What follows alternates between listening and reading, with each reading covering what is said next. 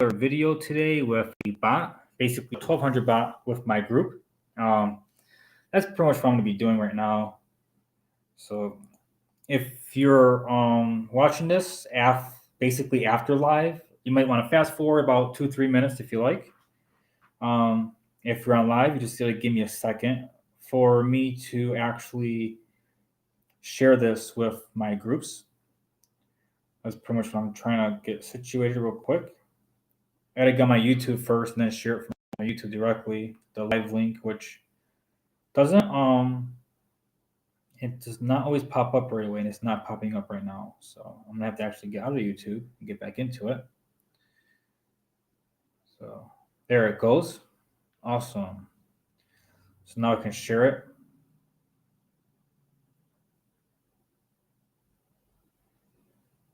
Okay.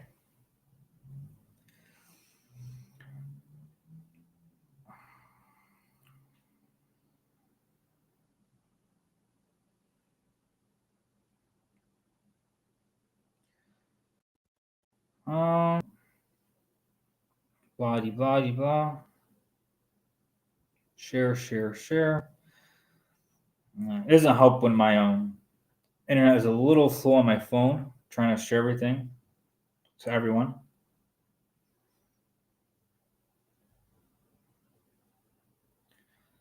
Let's see here.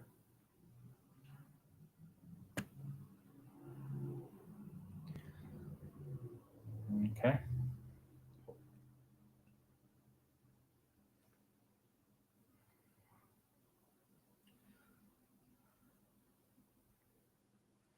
All right, I got it now. Okay, so basically, I don't know who's on right now, but if you want to me play a specific bot or a specific opening, you can let me know. And good morning. Good morning, Dexter. We can go ahead and do you want me white or black or not sure if it matters to you or not.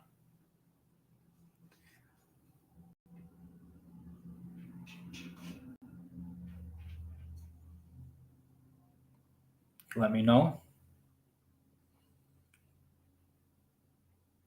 Italian? Okay, so I'll be white then. Let's see here. I don't think she'll play the Italian defense. Let's see here. He might play the Italian. If they're not playing the Italian for any reason, I will restart the match. I can always do that. Perfectly fine. Is there a time period on here? No time period? Okay. All right. Let's see here. I don't normally play the Italian. I usually go for the that doesn't work out too well. Can I redo it or no I can't? I have to resign and restart it. Rematch. Oh, that's not good. Okay. Let's see here.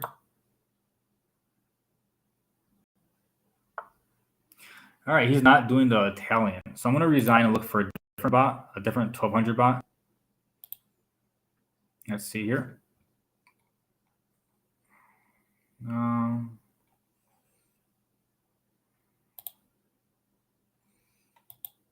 Let's try her.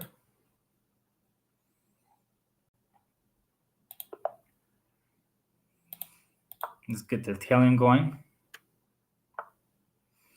All right, so far so good. The Italian was requested, so we can go ahead with that. And right now, we get the Italian if she plays bishop to, there you go. Okay, this is the Italian setup. Normally what I play is the Evans Gambit. However, instead of the Evans Gambit, since we're doing the Italian, I believe it is in D3. And then I'm supposed to get the bishop out and bring the knight around and castle. Now that's my stuff. It's D3.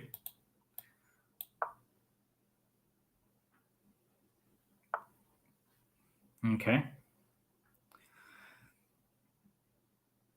I've never see this. I usually see someone bring the knight out. So pretty much from here, in the Italian, there's like a few things that you can consider. C3 is like a very normal standard idea type thing.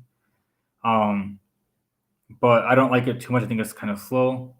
A3 can make it so if he brings his knight back, he can bring the bishop back, which I like. Just because you kind of want to keep your bishop. Pawn C3 looks better, blocking the knight's move. Oh, the knight.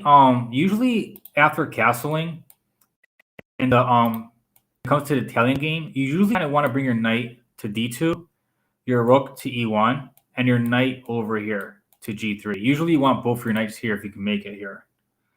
And the reason why is because it's your knights can actually come in and have if both knights are here, they have control over all of these squares pretty easily. And then this knight over here has control over this square and also over this square. So it kind of has a control over a lot of squares on the king side. It's actually really good. And then basically your bishops come in and your queen comes in, and you kind of have an attack going usually towards the king side, and you kind of have all those pieces there. So it's C3 is actually perfectly fine because of the knight to D2. Yeah. And especially for this setup. It depends on the setup, but for Italian, it's perfectly fine.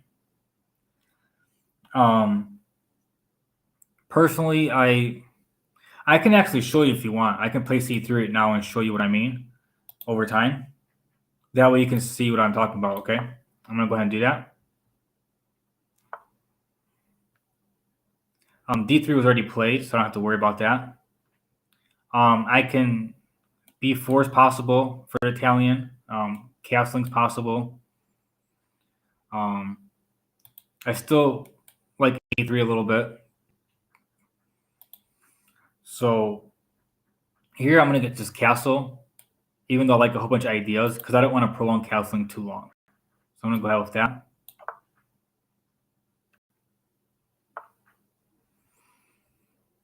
Okay, attacking the bishop. I mean the knight, pinning the knight. Now here I can play knight to b2. And I know it's blocking in this bishop here, but if we play b4 and bring everything in, this bishop can eventually go to one of these diagonals, and it's not really that much of a problem. At some point, something's gonna break up, and it's perfectly fine. It's not an actual issue. So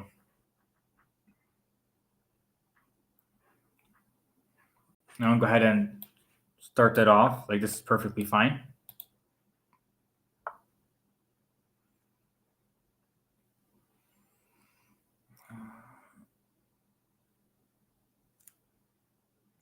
Yes, that's the only way Italian can be played. The Italian is pretty much every opening you have. It depends on your opponent as well. Like, if I play e4 and I want to play Italian, and my opponent plays knight to f6, I can't play knight to f. If I play, let's say e5, e4, and he plays knight to f6, I can't play knight to f3 because he'll just take the pawn for free. So that's not the Italian game. If I play e4 and he plays knight to f6, I have a decision if I want to play the Vienna or do I want to play the Alekhine defense and attack the knight. When you learn openings, you have to learn different openings based on what your opponent does and go from there. For example, I've learned the Evans Gambit, but if my opponent plays, let's say, if I play e4 and my opponent plays c5, that's a Sicilian. I need the opening report for the Sicilian, and I like the Alpine. I like knight to f3. I like the c3 move and bring my bishop to e2. I like the setup where I have against e5. But if my opponent plays e5, I can do the Italian if he plays it. But if I play bishop c4 and he plays knight to f6, that's not the Italian. That's the two knights defense. So now I have to learn the Italian, the two knights defense. I have to learn a line for the Sicilian. Against the Alekhine, I have to decide, do I need to know the Alekhine or should I just play the Vienna instead? So what if I play knight to f6, he plays knight to f6 here, then I have to learn the Petrov. Or I can just do the knight to c3 and learn the 4 knights game. So like I have to decide what I want to learn based upon what my opponent can do as well. But if you don't know openings very well, the first thing to do is just learn one. Just learn Italian. That's all you have to learn. And if your opponent does something different, try to learn opening principles and try to play that way, and then learn other openings as you go. That'll be the best way to go about it. All right, so for here, in Italian, it is very normal to do b4. And basically what you're doing is you're having a very good, strong pawn chain is what you're getting yourself into. So you get to take the bishop back. And I don't like this blunder because at 1200, people don't make this kind of blunder usually, unless they're playing a bullet game, you know? So I don't like it too much for that reason. However, because he did it, you already know you can just take this for free. It's a free piece. So you might as well take it. And it changes all like the theories and lines of the Italian, because like now before you'd have to like do a whole bunch of stuff and try to push things and get everything dislodged. And now you just get a free piece. So now you have to, now that the opening is done with and there's nothing left, you have to now think about chess principles, strategies, and ideas. And the main thing to know when you have up a piece is that if you trade pieces, you would have the advantage. Right now, I have a 2-point material lead. If we trade all the pieces off the board, and leave a few things left, basically I would be up, let's say 1 piece, and let's say 3 pawns versus 4 pawns, and that'll be easy to win. So you kind of want to trade. So now I'm thinking of how can I trade? One way is queen to b3. I'll be attacking this pawn, attacking here at the same time. And if he tries to, let's say, move the knight here, I can actually purposely move something. Well, actually, doesn't work this time. I would have to just take this pawn. No, it wouldn't because the queen. I was thinking of something, but then I realized I can't move queen to a4 because of his queen. So that's really, that's not going to work this time around. So what happens if he plays knight to e5? I can, let's say I take, and he takes the bishop. I can call check, and then take his knight. So right now I'll be trading a whole piece for a whole piece, and I'll be winning another pawn. I actually, bishop to b5 right now. I actually, bishop to b5 goes with what I said, because, and you're right, because if he tries to like knock it away, you can just trade a piece. Like that is a very straightforward and simple way to do that. So that actually is a good move. That would work with a chess principle of trading pieces. However, I found that with queen to b3, if he tries to attack it, I can call check. If he can't take up the king, he'll take up the queen. And then I can call check. Wait a second. Can he just move his knight back? Wait a second.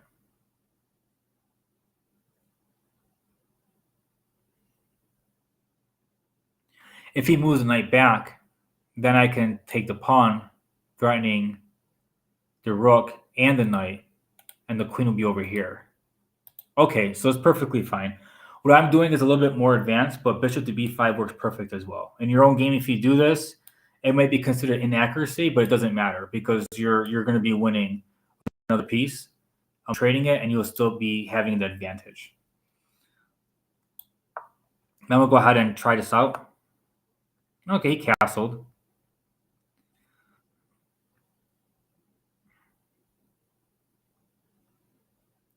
So we're not going to be doing all those trades, but I can win the pawn at least. I have more than one target.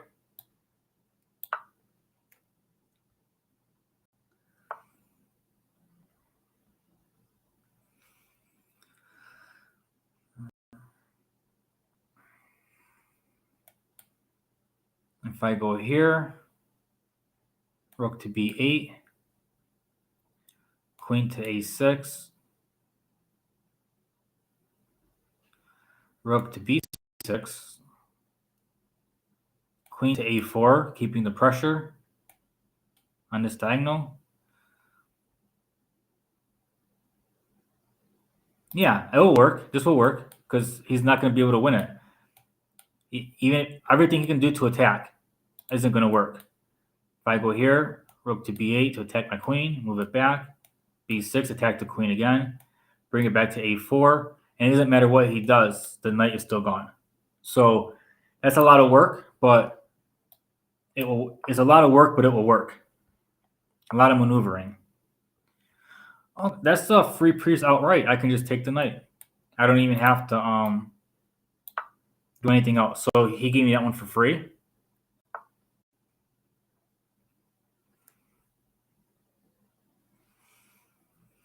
All right, so how to win more material?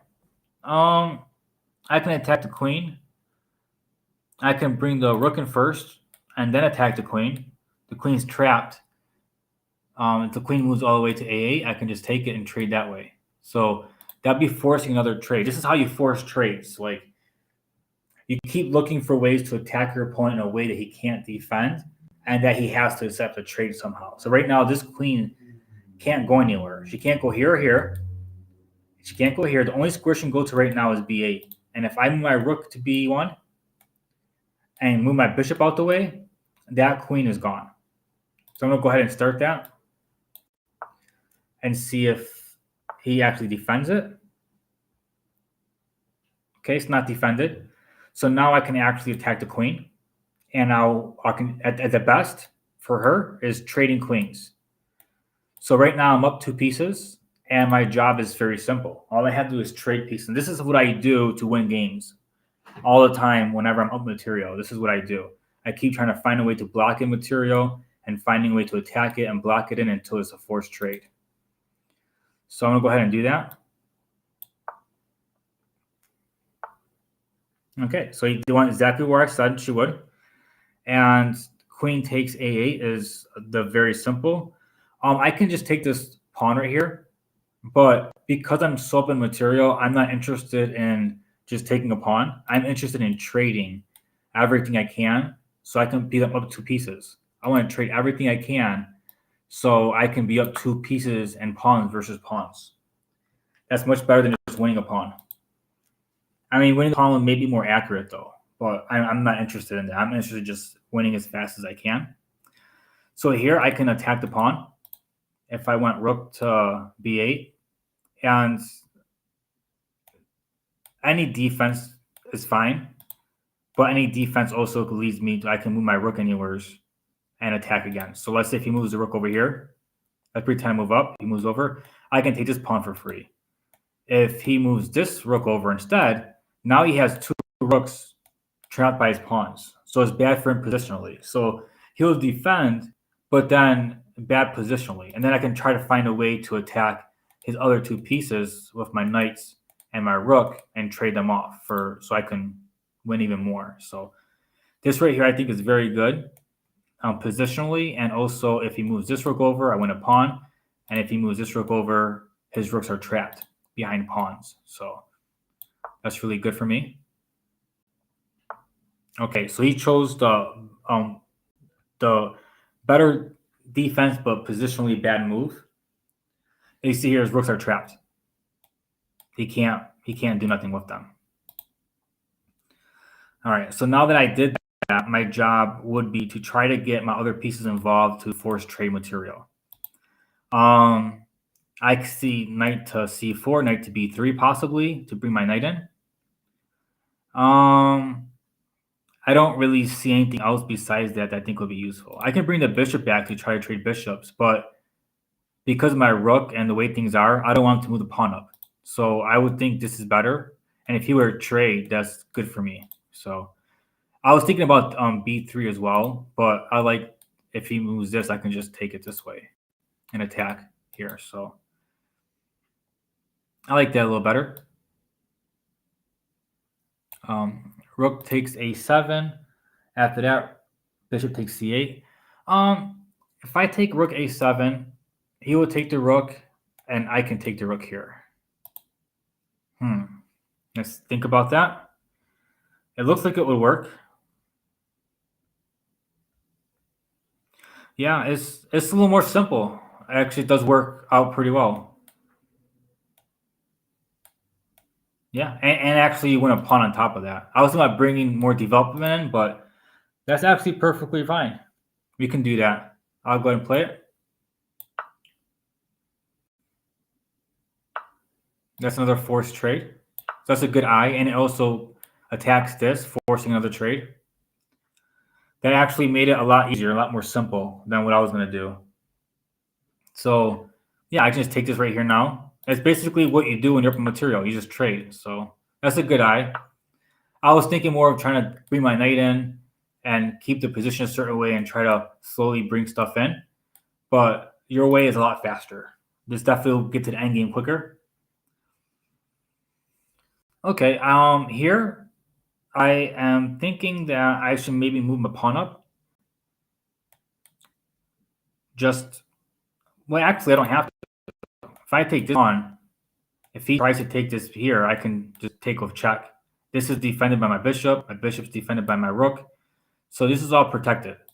So actually, I can just take this pawn here. Yeah, definitely knight takes e5. That's perfectly fine. Moves back. So how to take more material or be a little positional. I'm still thinking about a3 just to lock that in and just kind of have that protection. Bring the rook either to E or D. Bring the knight in and just start pushing the pawns up. And basically having two pawns, a knight, and a rook, eventually one of these pawns will promote to a queen. Or they can sacrifice their pieces. That is pretty much what we should do. It's a little bit more positional and keep things locked in.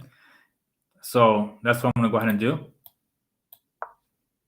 And just try to make it impossible for any counterplay while trying to win pieces. That's not bad. I can move back either way. The question basically is not where I want this knight, but where I want both of my knights. Because what if I go in a square that I want this knight on, you know? So do I want this knight to only have these two squares if I go back here? Or do I want to go back this way and have my knight be available for these two squares? And for ideas of flexibility, this looks better. Because if I go to F3, then I only have these right here as choices. But if I go here, I have these choices, which changes things. The difference, I'm going to explain the difference to you guys. The difference. Yeah, knight to C4 is definitely the move. The difference is that I have a choice of having my knights this way or my knights this way. But if I move my knight back here, then I don't have that choice anymore. I only can move my knight here or here, and this knight is always going to be in the square. So basically, this right here means, do I need a knight f6 or not? Basically, allows me to choose later on. So it's a little bit more flexible. That's kind of the moves that you have to learn later on after a lot of positional stuff to become like really good. And I'm just starting to learn how to do that. I'm not very good at it, but that was a perfect opportunity to explain that. Here I can attack this pawn. I can knight to b3 and attack this pawn. He can't defend it this way because I can take it. He can't defend it this way because it's blocked off by the knight. So it's actually a free pawn. B3 would be a free pawn. So I'm going to go ahead and do that.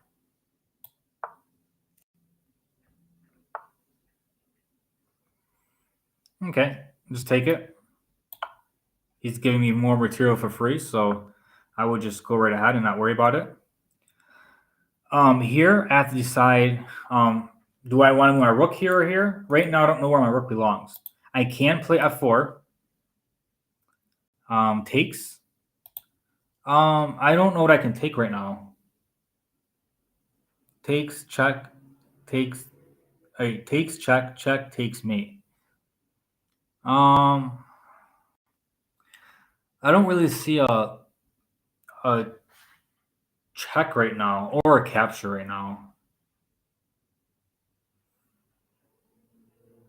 I don't see either way. I don't see either or. I don't know What is it that exactly that you're looking at? Oh, that d4, d5. Yeah, I was thinking about it. I was thinking about this or the f pawn move. At first I was thinking about the rook, but it's unsure of where I need it. So it was between f4 and d4 were definitely the ideas. The reason why f4 is because I don't want him to play g5. If I play this right now, he can't play b5. But if I don't play it and he plays b5, then I try to play f4. I don't know if that would work out. Actually, this would be fine. He can't just take, so it doesn't matter. I guess I can go ahead with d4. It's fine.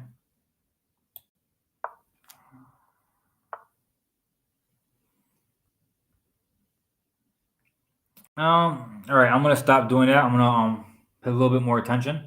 This isn't super bad. I can just go here, and if she takes the rook, and I take back, I'd have 3 minor pieces versus a rook, which is super easy to win.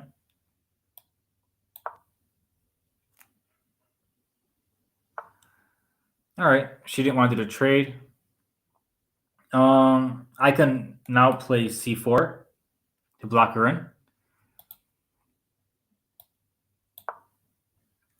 I know I said it'd be super easy just to trade off everything, but she's starting to defend a little bit and not accepting trades. Even that bishop trade with the rook, even if it was considered more accurate, it's still bad because he's trading pieces. You know, like she's not supposed to trade pieces. She wants to keep it complicated as possible. So I'm gonna play f4 first, like I wanted before, just to get pawns involved. She can't take because of the knight, by the way. The knight's defending it, so she can't take. All right, so let's see what's next. Let me see if they have any chat on. Give me a second. Okay. A chess player, hey yo. All right. Yeah, sorry about the little weird screen thing. It's my chat. I don't have. I could put it on a tab where you never see that, but I kind of want to go back and forth. All right, so here I can just play knight to d5.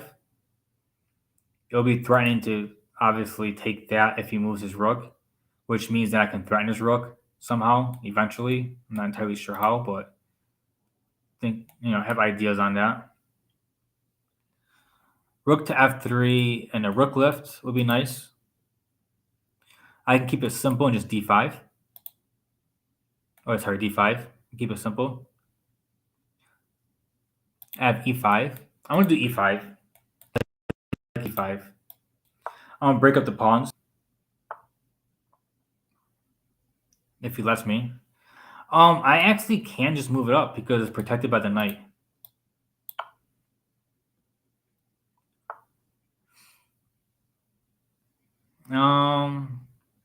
F5 protects it.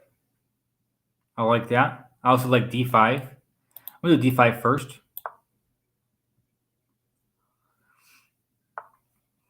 It's actually pretty straightforward.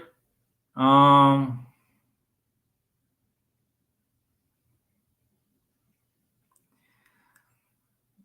not sure if this is a good move or not, or f4. Not entirely sure which one I prefer. I can also try bringing my knight king in to the center. That's an idea. So I can try to maneuver around a little bit and advance pawns, but I have knight to d7 as well, and try to push my pawns up this way and trading stuff. That's a little weird, but it's an idea. I'm gonna go ahead with that. I like this one pretty well, but he can take and take back, and then try to like move the pawn up to attack it. Well, now just make a queen. So if I go here and he takes and I take, he'd have to move his rook back, and then I'm gonna pawn up, and then if he tries to bring his rook around, I can protect it. Another idea is if he brings his rook up and I bring a pawn up, he can actually bring this pawn down, but I have to take it to protect it. and then he'd have to find a different way to attack it. So yeah, it's pretty solid. I like it. I like it. It's pretty aggressive. Um, okay. I'm gonna go ahead and try my best to trap that bishop. I want to trap that bishop in there. Not sure if these will work. Rook to d1 would be helpful if I'm gonna push these pawns. I guess it's already a one game, but I want to make sure it's very simple as possible. So I'm gonna go ahead and push these up. Okay, that's not super bad. I can just go ahead with c6.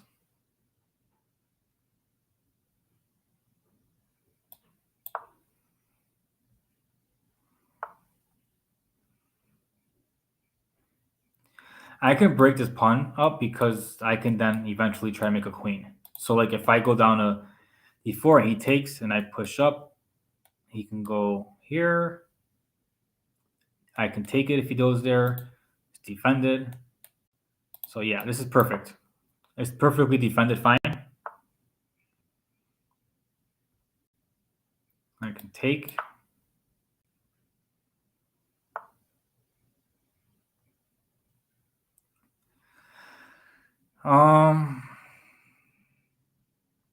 If I take and he takes, I can call it check, and he has to take, and I can make a queen. It's it's really that crazy that I can do that. I like that. That's definitely a nice tactic.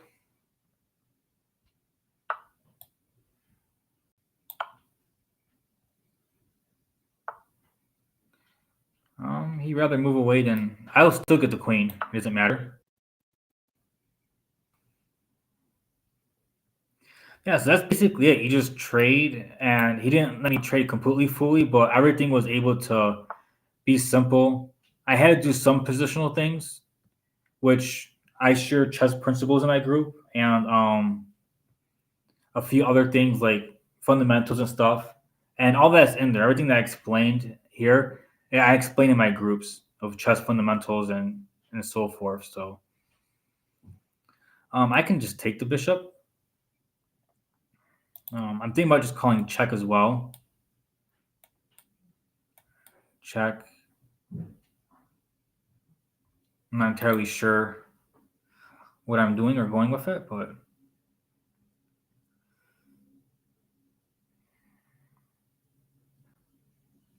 I'm gonna just take the bishop. I'm thinking about it a little bit too much.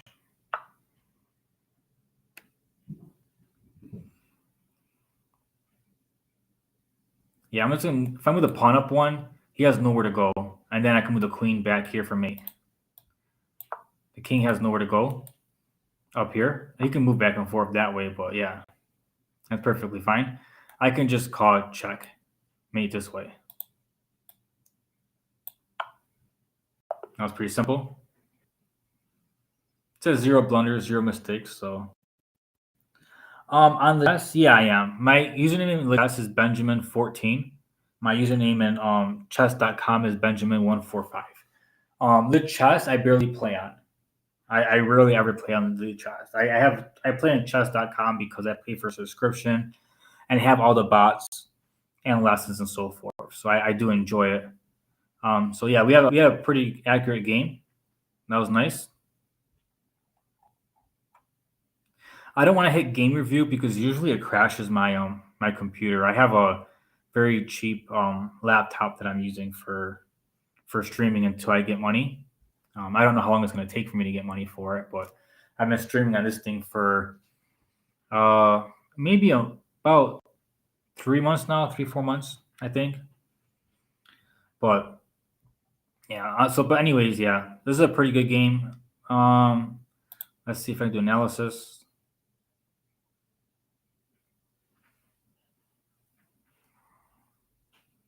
If I had a game review, it would just wing me right through everything. It would just be like, oh, everything was just fine, you know? So I got to kind of have to do an analysis instead of a game review. Game review stops you at every mistake. Because there was none, that's not going to stop. All right. Let's go ahead. Oh, evaluation of lines. Hopefully it doesn't crash. Let's see.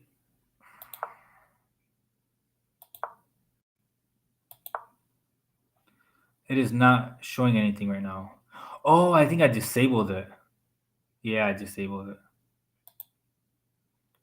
For a good reason. Engine off. Let me put engine on and see what happens.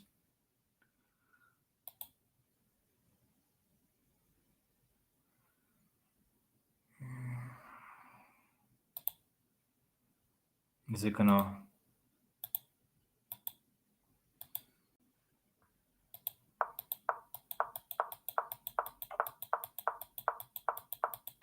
Yeah, it's not working. The evaluation bar is still the same. All right. Well, I can't do it. I'm gonna put back on settings I had before. I remember changing it before. I apologize for that. I forgot I did that. The reason why I did it, like I said, is because my thing is pretty bad. So, but yeah, it's basically it for the Italian game. Unfortunately, they blundered early, but you got to see like the knights work together, even though that's what happened. So,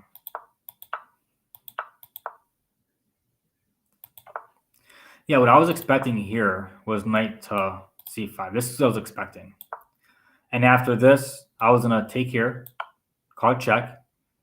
The queen would have take, call check. Now, if she would have moved up, I would have taken the knight. If she moved here, I would have taken here. And right now, what I'm doing is I'm attacking both these pieces, and both can't be defended. So I will win the piece back, and I would have won 2 pawns. So I kind of seen that, and she didn't go for it. She actually played a little better than I expected. Instead of going to knight e5, which I thought she was going to do, and I thought that was the best move, just castled. And it was like, just take my pawn. You're not taking all my pieces, you know? So that was actually pretty good. But besides that, there's not really much else to comment on. Everything was trying to force trades and small positional stuff that I explained during the game, which was helpful. That's why it's good to have a good knowledge of chess principles and a good knowledge of chess strategy and stuff that even when you're winning, it's like what move do I do now and why? You know, like I'm winning, but like for here, for example, I got 2 pieces up, I'm winning, but what am I supposed to do? And it's like, well, right now everything's trapped off. He can't go anywhere. And then one of the viewers realized that this will win a piece back, you know, and it was like awesome, get to trade more. So it actually was pretty good. Out here was thinking about moving something else, like knight to c4. So if she takes, I can take back. But that was actually pretty nice. All right, well, I'm gonna get going. Yeah, just like, subscribe, share. Try to get more people involved if you can. I'm trying to build it so I can go over a few games and teach a little bit to newer players about the importance of like tactics, some chess principles, and the way to go about things to win games. So, all right, thank you for your time. All right, bye.